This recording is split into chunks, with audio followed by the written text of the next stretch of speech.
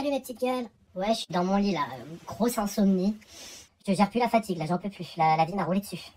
Je crois que je suis encore plus HS que les ascenseurs du parking de l'ADO. Ça vous donne une idée du chantier. À force de m'empêcher de pioncer dans les galets, j'ai tiré sur l'élastique et il a pété. J'y suis devenu un zombie des armes. Non seulement je suis un zombie chez moi, mais je suis aussi un zombie dans les escales. Vous me verriez dans les allées de TJ Maxx en mode Walking Dead pendant 6 heures à la recherche de la dernière merde dont t'as absolument pas besoin. Je vous jure, je peux plus enchaîner 3 vols sans être éclaté en dessous, je suis cuite. Je dors 2 heures par nuit, le moindre peu de mouche me réveille. Et mon cerveau se met à me débiter mes emmerdes par ordre alphabétique. Même la sieste à l'hôtel, j'y arrive plus. La fameuse sieste, là, pour être soi-disant en forme pour le vol de nuit. En forme de quoi? C'est la vraie question que je me pose. En fait, moi, quand tu me mets dans le noir, je stresse tellement de pas arriver à dormir, que j'arrive pas à dormir, en fait. Et quand enfin je commence à m'assoupir, c'est les femmes de ménage qui ont pas envie que je dorme. C'est celles qui débitent leur life en FaceTime, là, sur 5 octaves, supplément aspirateur à volonté dans la chambre d'à côté. Premier degré, j'ai envie de les ajuster. Si, c'est pas des linkers sin hablar. Du coup, je m'endors 5 minutes avant le wake-up. Et l'autre sadique de la réception qui a l'air tellement épanouie de te réveiller. Hello, this is your wake-up call. Had a good flight. Elle aussi, faut qu'elle meure. J'ai jamais compris les gens qui kiffent réveiller des gens. Je comprends pas. Les clients aussi sont de plus en plus relous dans les hôtels. Ils sont bruyants sa mère, en fait. Ça claque les portes, ça crie, ça chante, ça baisse aussi. Et l'autre jour, juste derrière ma chambre, il y en avait 2 là. Je sais pas si c'était une levrette ou du crossfit. Mais ils ont déménagé la broche. Non mais c'est vrai que globalement, les clients des hôtels en ont tarpin rien à cirer. Que l'hôtesse de l'air de la chambre 818 tente une petite sieste à 13h30 locale, dans le but de survivre à une énième nuit blanche dans un avion fourré au max. Ils s'en foutent que tu bosses dans l'import-export de tarba mal élevé en milieu pressurisé.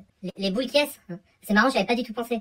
Les boules caisses et autres bouchons en polymère quelconque n'ont plus aucun effet sur moi. L'autre fois, un Stu super sympa me prête son casque anti-bruit à 800 balles pour essayer comme ça juste une nuit. Ouais, aucun problème, très performant, le casque, très bien.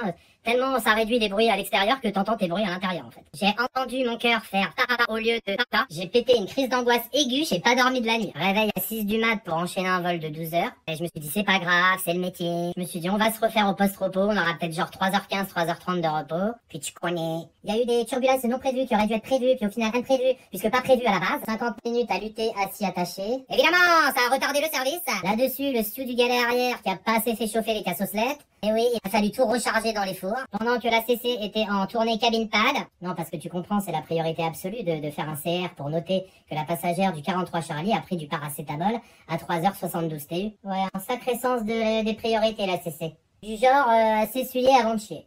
Ça a duré 18 plombes, un lémurien, la CC.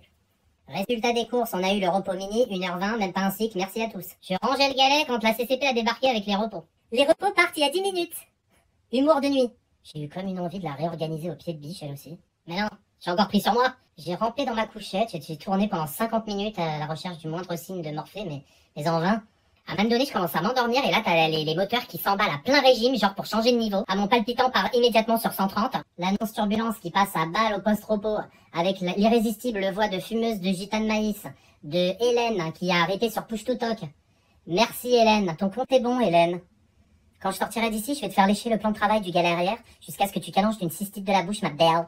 Tu parles, j'ai encore pris sur moi. Et c'est pas grave, je dormirai quand je serai morte. Je sors de mon cercueil à rideau, je me recolle un coup de pinceau. J'esquive Hélène au nom du CRM, amen. Mon âme parvient une dernière fois à incarner mon cadavre pour assurer la garde où je me suis caillé les niches dans le galet. Le deuxième service est latéraux. Je vous passe les détails des haleines de pompes funèbres et autres flatulences de Pax. Bien décidé à me terminer. Le débarquement dure 47 minutes de longue agonie à dire au revoir, merci. Merci à qui? À quoi? Je sais pas, je sais plus. 12 formes en gilet jaune qui attendent la navette au pied de l'avion. 30 minutes plus tard, c'est une morgue à roulettes qui s'arrête à la déo. Dernier sursaut d'énergie fugace au coin bisou. C'est enfin la fin de la mission. Ça, c'est la fin de tout, en vrai. Bon repos, qu'ils me disent. Quel repos, c'est un coma qui m'attend. Et c'est après 1h45 d'embouteillage et 18 clopes de calciné avec du Nirvana à fond, fenêtre ouverte pour pas t'endormir une énième fois, que tu passes la porte de chez toi. Alors détartrage à la douche direct, tellement même ta culotte elle sent parpaing l'Airbus. Tu te cales enfin dans ton lit, tu glousses de bonheur tellement tu sens que c'est maintenant que tu vas dormir comme une masse. Puis ça sonne à la porte. Tu rentres jusqu'à la porte, et là t'as 2 trous de balle en costume gris gominé. L'un d'eux me dit, jette ton fardeau sur Jéhovah ma sœur. Tu lui ai répondu, cours mon ref, j'ai pas dormi depuis 72 heures. Je suis possédé par un Airbus 350 en descente d'urgence, je vais vous atterrir sur la gueule à toi, ton pote. Vous êtes pas prêts. Bah ils m'ont tout de suite pris pour une grande baiser, ils ont pas insisté. Donc détalé. Pour me finir, la voisine qui allume sa tondeuse à gazon juste en dessous de ma fenêtre. J'avais envie de composter son cadavre et de ronger ses os à cette vieille peau. Bref, les vols de nuit c'est plus possible. La nuit c'est fait pour dormir en fait, je m'en doutais. J'ai donc dû prendre une décision radicale. Je suis parti sur moyen courrier. Depuis quand? 1er novembre. Coïncidence? Je ne pense pas. C'était la fête des morts, au vu de mon état, j'ai considéré que c'était ma fête. Allez, force à vous les collègues. Allez, tchuss.